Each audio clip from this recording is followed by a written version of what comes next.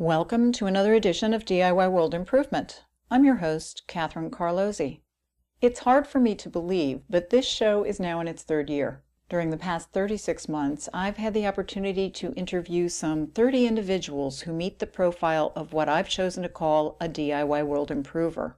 They all have responded to a social issue, need, or problem, or are addressing an unmet potential not by writing a check, not by hopping on a bandwagon, but by rolling up their sleeves and getting something new started. They're a diverse group in terms of age, gender, and background.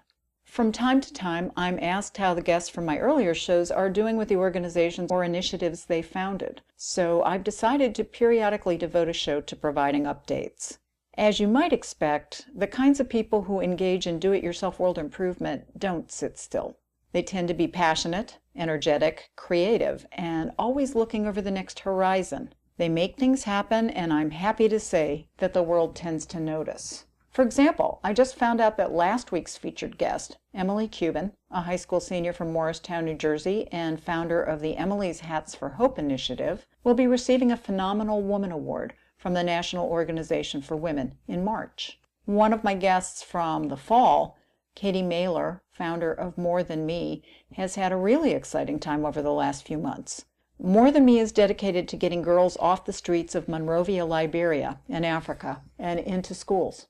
So far, the foundation has been able to do that for more than 100 young girls, and the one who initially inspired Katie, Abigail, is at the top of her class. In December, More Than Me won the $1 million top prize in the 2012 Chase American Giving Awards. This windfall is helping Katie realize her dream of creating an all-girl boarding school in the Liberian capital from a derelict building donated by the Ministry of Education. I checked in at the website and see that all of the work on the external structure has been completed and the ground floor construction is finished. The roof is on, and they're now working on the internal wiring and plumbing and window installation and all that kind of thing. But Katie's not resting. More Than Me has a big fundraising event coming up on March 8th. And you can learn more about that at morethanme.org. And you can also keep track of their progress against their big new project. I also want to mention that She's the First, an organization created by a DIY World Improver from our first year, Tammy Tibbetts, was one of the organizations that made it to the finals of the Chase competition, along with More Than Me. She's the First is also devoted to raising funds to educate girls in developing nations.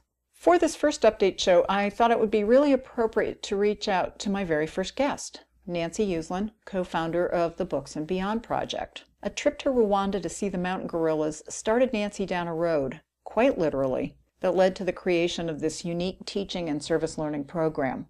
Books and Beyond brings together 3 disparate groups of students, one each from Kinigi, Rwanda, Newark, New Jersey, and Bloomington, Indiana. The students at the team school in Newark work with college students from Indiana University to create anthologies of original stories. Then a delegation of students and teachers from both schools takes the books to Rwanda to be used in the classrooms at the Kabwende School in Kinigi. It's a win-win for each group of students and for the co-founder of Books and Beyond. Nancy, it's been 7 years since your life-changing first trip to Rwanda, and it's going on 5 years since you co-founded the Books and Beyond initiative. When I last interviewed you in 2011, the students at the team school here in Newark and their Indiana University mentors had created 2 editions of The World Is Our Home anthology, and they delivered 2,000 copies of each edition to Rwanda. How many students have been involved in the initiative here in the U.S. since you began it? We've had about 250 students that have been Books and Beyond participants, Kathy. But a number of those have been students who just love the project so much that they just keep coming back year after year to not only do the jobs that they have been doing, but to move up and do other jobs so that they can develop other skills. Is it easier to recruit students from both schools now that you've got some traction and a track record? Oh, absolutely. The kids love this project. They love the concept. They love the travel because, remember, we bring team school students from Newark to IU, which is located in Bloomington, Indiana, for 3 days, and they live on campus with their IU partner that they will be writing the stories with. And then in January, we bring about 32 students from Bloomington to Newark to live with their team school co-writing partners while they're finalizing their stories for the year. In fact, I know that the IU students were here over the Martin Luther King birthday weekend to work with the team students. And they're now on, what, the 5th edition of the anthology? It is the 5th edition. We will be taking our annual pilgrimage to Rwanda this summer, and that trip will mean that we will have marked the 10,000 student-authored book delivery of books to the Kabwende Primary School in Rwanda. And at this point, the students from Kabwende are also contributing authors to the anthology, are they not? Yes. 3 years ago, we decided that we wanted to put Rwandan stories in our book as well to make the project a really true cross-cultural learning experience. By having the Rwandan stories in our book that initially was only going to be American stories, our students in the U.S. can read about folklore and life of a Rwandan student, and the Rwandan students will learn about our students here in the U.S., their daily life, their stories, and their family traditions as well. I know that you initiated a new aspect of the program last summer, the holiday camp. Tell us a little bit about that. Very exciting. Our trip usually had been about 2 weeks to Rwanda with our students and teachers, but we expanded it into a month, and the reason why we did that is because we decided we wanted to have a literacy camp offered to Rwandan students that could pay the $2 to attend. So we have 200 Rwandan students that attend the literacy camp for a month, and our U.S. students are camp counselors. They teach the Rwandan students English through fun ways, learning English through plays and through art and games, and they just really make it a fun time to learn English. You have to remember, Kathy, the reason why English is so important to these students is because in 2008, the president of Rwanda mandated that English become their official language, and they don't have any support materials in English. They don't have teachers that speak English. That's why our program is so important. Yeah, that was a very sudden and kind of precipitous event, the thinking being that in order to be competitive in the modern global economy, this was something that would be needed. But it caught them kind of short in terms of educational materials. Well, it was great in theory for the president to have that mandate, but the fact of the matter is that they didn't have any books or any teaching materials or teachers that spoke English or, were able to teach English. With 5 years of the program now, you've seen a lot of things. I'd like to hear just one or two of your favorite things that have happened that you've observed as the program has rolled out. The things that affect me are the things that I see affecting the kids. And on my trips to Rwanda, it never ceases to amaze me how our American students are so taken back by the fact that the work that they're doing can affect so many African kids. They never really get a chance to see how the work that they do in school affects anyone. And here, this voluntary program that they're doing on their own time is affecting kids overseas in such a tremendous way. I heard one of the team school kids give this interview to the writer of of Suburban Essex that's coming out. The article's coming out in March. And she went to Rwanda last summer, and she said that she was so surprised that she could make a difference in someone's life. I think that kids experience that pretty often, realizing that a kid can make a difference. Right. It's also affecting them at home. They have a completely different perspective of the things that they have, especially the kids in Newark. The kids in Newark come home and they realize, oh my gosh, I have so much, when they've seen people who have had so little. So those are the things that affect me deeply, very deeply. I know that Books and Beyond has opened a new chapter in your life. I know that it's become a platform for you to look at new endeavors, some of which you can talk about and some of which you can't. But I would like a little perspective on how you distill the experience, what you've learned from it, and where it's taking you. Well, it's always been my hope to duplicate the tripod structure of the Books and Beyond project, creating other programs like this. It doesn't have to be a literacy program. It could be another kind of a program. But having three academic institutions vastly different from each other work the program together. So another American university partnered up with another American junior high school and a school in another developing country, specifically Rwanda or in Kenya, where I do have my connections. That would be very exciting. And again, the idea being that one way to help the students at a middle school who have not been exposed necessarily to colleges to create that exposure as part of the program.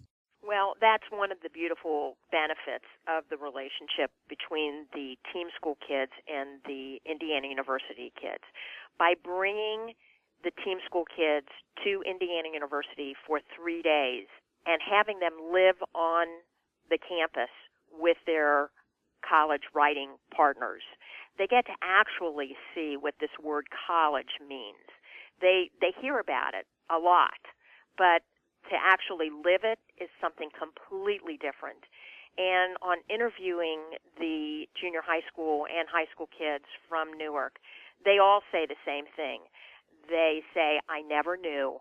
And they are totally excited and pumped up about going to college by getting to see firsthand what college really is.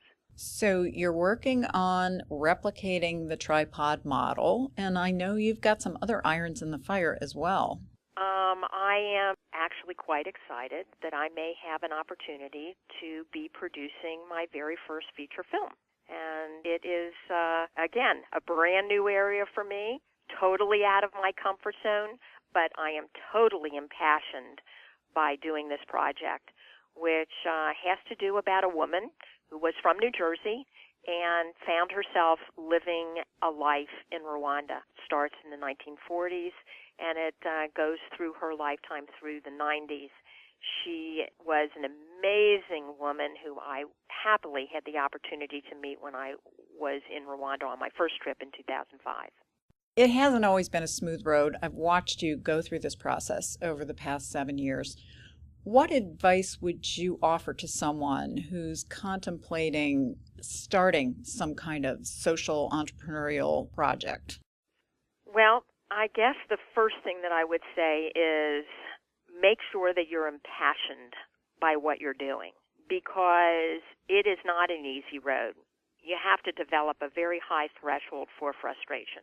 But if you keep plugging along and you truly believe in the work that you're doing, then eventually you will align yourself with people who are like-minded, and then you will have a small circle or an inner circle of people that will support you through your efforts. Well, Nancy, thank you for giving us an update on Books and Beyond and on your new upcoming enterprises. Thank you, Kathy. It's always a pleasure to speak with you. I want to mention another very concrete result of this project. One of the team school students who has been participating in Books and Beyond, and whom I interviewed on my first show, by the way, applied to and was accepted at Indiana University. I believe that makes her the first student from the Newark School to be accepted at this institution of higher learning. I also got back in touch with another of my guests from the first year, Erica Woda, founder of Level the Field. Level the Field brings together students from low-income backgrounds in Washington Heights and the Bronx and student athletes from Columbia University in unique mentorship relationships. It uses athletics as a platform to focus on things like communications, teamwork, sportsmanship, discipline, leadership. The program teaches important lessons and skills that help empower the younger students while providing them with insight into the college experience. In that, it shares a mission with Books and Beyond. Erica, it's been about 14 months since our first interview. You're now, in your fourth year? Fourth year, yep. And you've completed a year with your spin-off program in Boston. So give us an update on how things are going at Level the Field and what's new. Absolutely. So, as you mentioned, this is our fourth year, and we graduated our first middle school participants from LTF New York City. So they've been with us in sixth grade, and last year they graduated middle school and they're on to high school. And it was our idea to create an internship program for the kids in the eighth grade that really grew through our program and really seemed to enjoy being a part of it. So last spring, we gave the opportunity to every eighth grader that we had worked with since sixth grade to apply to be our interns, and they did this via an application very similar to the common application, the theme of college always ringing throughout our program and everything we do.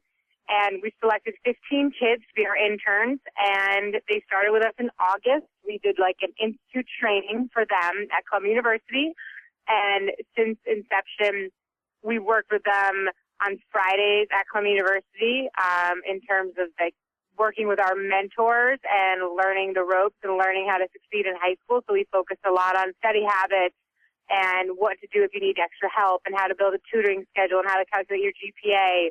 Saturdays they actually work with us, and they work with our middle school kids, teaching them accountability and responsibility and having almost like their first job. So it's gone remarkably well, and we've tracked their grades since September, and our first checkpoint was in November. 12 out of the 15 were failing one class or more. And when I just received their report cards last week, only 2 out of the 15 had an F on their report card, and they only had 1 F each. So it's been amazing to see the growth that we've made with these kids after just working with them for 3 months. And obviously our intention is to work with them for the next 3.5 years as they graduate high school and go on to college. So from that standpoint, we're really, really excited about the growth of our internship program and the tangible results that have been produced. So that's New York City in a nutshell. And up in Boston, we are in year 2 at the East Somerville Community School working with Tufts Athletics. And what's been really remarkable on the Tufts side of things is that we've gone from having 10 or 12 classroom volunteers for our middle school kids to 22 to 30. There were 30 athletes in the classrooms this fall, 22 this spring. So the involvement of the athletes has really grown at Tufts, and we are also going to unveil this spring our nutrition curriculum. So we've never really touched on nutrition. We've done a lot of life skills through sports, but with the growing obesity rate, we decided that, athletes are fit, athletes eat healthy. We might as well do some sort of nutritional component as well. So that's what's going on in Boston. Year 2, we went from 60 kids to 120. In middle school, one in New York City, we're at about 300. And then in our first year of high school, we have 15 interns. So that's where we are in terms of numbers. The nutrition, are you going to introduce that in New York as well? Boston's going to pilot that program, and seeing how, and depending on how that goes, I think we'll definitely unveil that in the 7th grade in New York City. So that'll be a 7th grade component after we kind of lay the foundation in both cities in the 6th grade. Are you where you hoped or expected to be at this point? On the program side of things, I'm really excited with where we are. I think that we've come a long way. I'm really, really excited about the interns, like I mentioned before, the fact that our program seems to be working and we finally have quantitative data. The middle school program, we use qualitative data. We have surveys, but it's really hard to measure their grades because middle school is slightly different in how they grade and the scales that they grade on. In terms of social media, there's a lot to improve upon in terms of our website. There's also a lot to improve on. We're actually relaunching our website in May, so that's really exciting. That'll be in conjunction with our big annual fundraiser, Spring for Change. There's always a lot of room to grow in nonprofits, and I think that a lot of the programmatic elements are working really, really well for us, but there's a lot to do on the fundraising side, the social media side, and I have a lot to learn as an executive director, but we are making a difference, and we're finally starting to see that, which is really exciting. What's out ahead, longer term? So long term is the development of this internship program. So after 9th grade, after they're working for us as interns on Saturdays, as sophomores, we'll be doing community service on Saturdays, so that the incoming 9th grade class can work for us. In 11th grade, they'll be interning at companies, nonprofits, for-profits, and their senior year, they'll hopefully secure their own job to help defray the cost of college. So I think for now, we probably will not move beyond Boston, New York City, because I really want to make sure that the internship program is done well and that the model is replicable. That would make sense. Anything else? It's always a question of when a lot of people, they come after us to partner. And I think that as a nonprofit, you really get excited about helping a lot of kids. But I think that nonprofits have to realize where they are in their bandwidth so that we don't grow too fast before our model is ready to grow. So I'm always kind of like pulling back the reins. But I have decided that for the next 3 years, our main focus will really be on the internship program and getting these first 15 kids into the best college that they can get into. All right. Well, thank you very much for that update, and keep me posted on your progress. I will. Thank you so much for having us, Catherine. Erica told me that the internship initiative she spoke about grew out of her realization that when the first group of Level the Field students reached 8th grade and graduated from the program, she couldn't just drop them. To make sure that the highest potential kids in the cohort would go to college, the involvement would have to be ongoing. She said that the interns are so enthusiastic, they never miss the Friday and Saturday sessions, and part of the stipend they receive goes into a college fund. For more information, go to levelthefieldnyc.org. And finally, the 85th Academy Awards are coming up this weekend. I'm happy to say that Susan McLaury and Albie Hecht, founders of the award-winning nonprofit film production company called Shine Global, have a stake in this year's awards. Susan and Albie also were my guests that first year. Like Nancy Uslan, their initiative grew out of a trip to Africa. In their case, Uganda. They created Shine Global to illuminate the abuse and exploitation of children worldwide through films that raise awareness of their plights, promote action, and inspire political change. Their first film, War Dance, was a 2007 Oscar nominee for documentary feature. The same team involved with War Dance, Shine Global, and Sean and Andrea Nix Fine, produced and directed a film called Innocente. The film's subtitle is The Triumphant Story of a Homeless Latina Teenage Artist. Innocente is not only homeless, she's an undocumented immigrant. The film was screened for Congress earlier this month, and it's become part of the country's ongoing debate about the immigration issue. Innocente is one of this year's nominees for Best Short Documentary Film, and I am keeping my fingers crossed that it goes home with an Oscar Sunday night. Thank you for listening. You can find my original interviews with all these DIY World Improvers and more at the DIY World Improvement YouTube channel.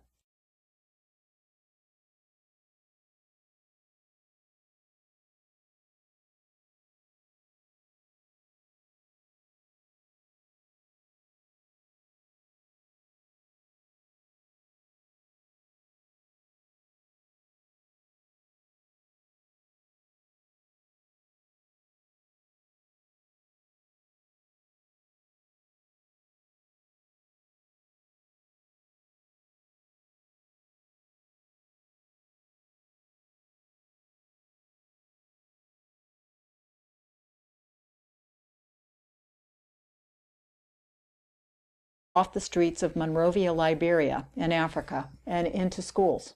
So far, the foundation has been able to do that for more than 100 young girls, and the one who initially inspired Katie, Abigail, is at the top of her class. In December, More Than Me won the $1 million top prize in the 2012 Chase American Giving Awards. This windfall is helping Katie realize her dream of creating an all-girl boarding school in the Liberian capital from a derelict building donated by the Ministry of Education. I checked in at the website and see that all of the work on the executive and always looking over the next horizon. They make things happen, and I'm happy to say that the world tends to notice. For example, I just found out that last week's featured guest, Emily Cuban, a high school senior from Morristown, New Jersey, and founder of the Emily's Hats for Hope initiative, will be receiving a Phenomenal Woman Award from the National Organization for Women in March. One of my guests from the fall, Katie Mailer, founder of More Than Me, has had a really exciting time over the last few months. More Than Me is dedicated to getting girls off them or are addressing an unmet potential not by writing a check, not by hopping on a bandwagon, but by rolling up their sleeves and getting something new started. They're a diverse group in terms of age, gender, and background. From time to time, I'm asked how the guests from my earlier shows are doing with the organizations or initiatives they founded, so I've decided to periodically devote a show to providing updates. As you might expect, the kinds of people who engage in do-it-yourself world improvement don't sit still. They tend to be passionate, energetic, creative. External structure has been completed and the ground floor construction is finished. The roof is on and they're now working on the internal wiring and plumbing and window installation and all that kind of thing. But Katie's not resting. More Than Me has a big fundraising event coming up on March 8th. And you can learn more about that at morethanme.org. And you can also keep track of their progress against their big new project. I also want to mention that She's the First, an organization created by a DIY World Improver from our first year, Tammy Tibbetts, was one of the organizations.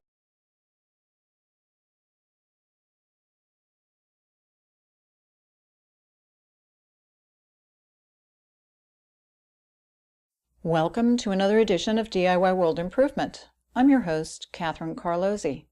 It's hard for me to believe, but this show is now in its third year. During the past 36 months, I've had the opportunity to interview some 30 individuals who meet the profile of what I've chosen to call a DIY World Improver.